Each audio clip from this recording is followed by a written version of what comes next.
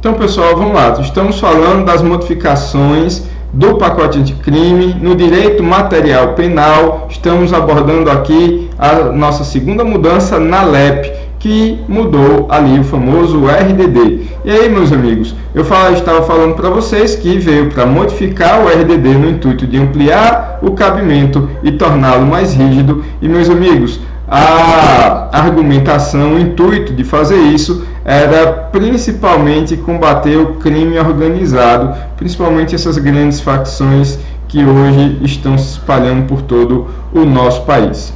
Meus amigos, vamos lá. Artigo 52. A prática de fato previsto como crime, olha, não é todo crime, é crime doloso. Constitui, olha, mais uma, falta grave do regime disciplinar. E quando ocasionar, olha, não é toda falta grave que tem como cabimento o RDD, mas quando ocasionar subversão da ordem ou disciplina internas, interna de onde, professor? Do estabelecimento de cumprimento da sanção penal, sujeitará o preso, olha que interessante, pode ser preso provisório e pode ser o preso condenado, pode ser preso nacional e pode ser preso estrangeiro, sem prejuízo da sanção penal. Quer dizer, meus amigos, que o RDD por si só é uma sanção disciplinar, mas que não vai substituir o julgamento e o trânsito em julgado e a aplicação da sanção penal cabível para aquele crime, tá bom? Então uma coisa é uma coisa, outra coisa é outra coisa. Aqui nós estamos falando basicamente de uma sanção disciplinar, quase que administrativa, assim, um quase bem longe, mas só para fazer uma analogia para vocês, você está cumprindo a pena, você tem uma falta grave, você vai arcar com as consequências. Professor, precisa do trânsito em julgado? Não, meus amigos, não precisa do trânsito em julgado. Basta ter os elementos ali que minimamente induzam a comprovação da autoria, tá ok? Cabe em qualquer que seja o preso, independente da pena ser definitiva ou não, já destaquei para vocês. E vamos lá, terminou aqui, ó.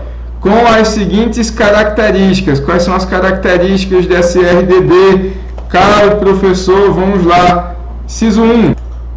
Duração máxima de até 2 anos, sem prejuízo de repetição das sanções por nova falta grave de mesma espécie. Olha, vamos lá. Duração máxima de 2 anos. Ah, professor, não pode repetir. Pode, agora pode. Sem prejuízo de repetição. E sem prejuízo da sanção, tá bom?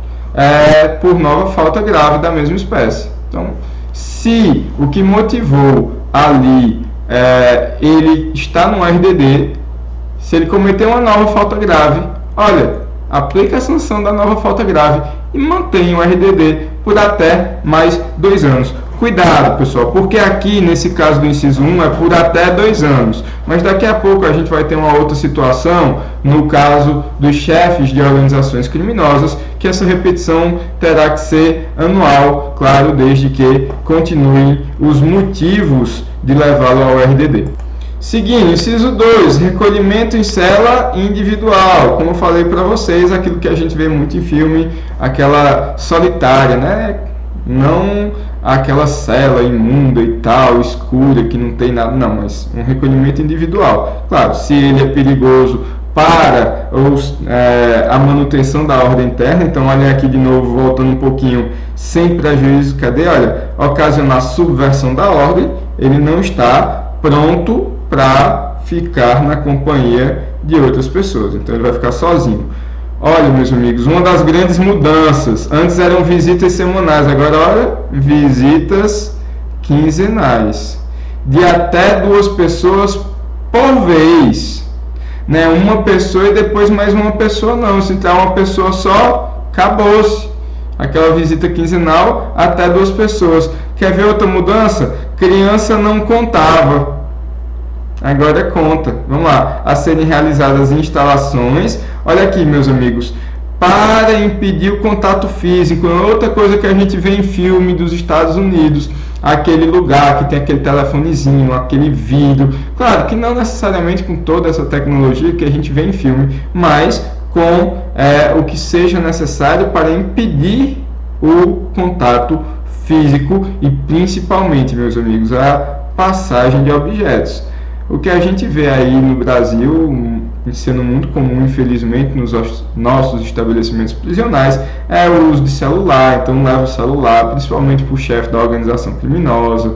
Então, olha, essa pessoa está subvertendo a ordem, ela não pode ter contato a outros objetos que não aqueles que efetivamente o estabelecimento permita que ele tenha. Então, sem a possibilidade de passagem de objetos, olha aí, pessoal, por pessoa da família ou, aí olha aqui, cuidado com ou, terceiro. Mas no caso de terceiro, autorizado judicialmente, o familiar não precisa de autorização judicial. E aí segue aquela norma penal em branco lá, o que é família, tá bom? Aquela família mais direta, aquele núcleo mais perto. Agora, se um terceiro, um amigo, um contato, um sócio, ok, se for terceiro, se não for familiar, precisa de autorização judicial. E cada visita, meus amigos, cada visita quinzenal, pode entrar uma ou duas pessoas, mas terá no máximo 2 horas de duração. O direito de preso à saída da cela por, 2 horas diárias. A professor, um banho de sol de 2 horas diárias. Meus amigos, eu faço minhas as palavras do professor Kleber Masson. Quantos de vocês, quantos de nós, no nosso dia a dia, principalmente na nossa rotina de segunda a sexta-feira, tem a possibilidade do luxo de ter 2 horas de banho de sol no dia? Às vezes a gente pega sol, mas é trabalhando, correndo. Então, 2 horas, suficiente, vai ajudar lá ele com a vitamina D e com outras coisas que são necessárias, ok? Respeita a fisiologia do cidadão, que ele tenha sanidade onde ele vai cumprir, dignidade mesmo da pessoa, mas ele só vai sair do seu isolamento durante 2 horas por dia. E ele pode estar acompanhado de até 3 pessoas. Então, olha, grupos de até 4. Ah, professor, por que o senhor falou 3? Ele mais 3, tá bom? Agora, cuidado, desde que não tenha contato com preso do mesmo grupo criminoso, tá bom? Ah, professor, por que isso? Meus amigos, isso aqui se justifica essencialmente para a economia do estabelecimento prisional. Então, imagine o trabalho que você tem que ter, o espaço que você tem que ter para garantir que o sujeito saísse da cela dele, ficasse lá num hall comum, sozinho, durante até 2 horas. Pode depois de 2 horas botar mais um, depois mais um. Então, olha, coloca 4, desde que, é claro, nem seja do grupo criminoso dele, nem seja ali um inimigo, também não vai dar chance ali ao azar, né? Então, vamos lá. Entrevistas, entrevistas sempre monitoradas. Quem entrevista, pessoal? Qualquer pessoa que for ter contato com esse sujeito que não sejam suas visitas de familiares ou terceiros autorizados.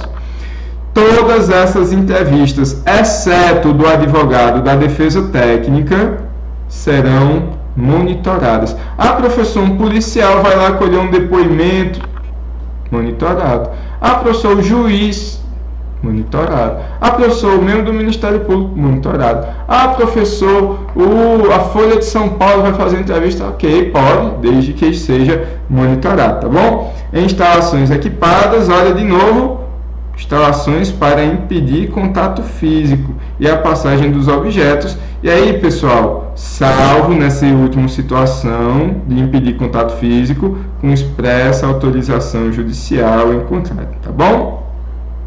Fiscalização do conteúdo de correspondência. Ah, professor, sigilo fiscal. Pessoal, sinceramente, pessoa cometeu um crime, foi julgado, transitou em julgado, está cumprindo a pena, está em RDD, via de regra. Ah, professor, mas também tem o temporário. Também tem o temporário, mas ele está sendo investigado ali.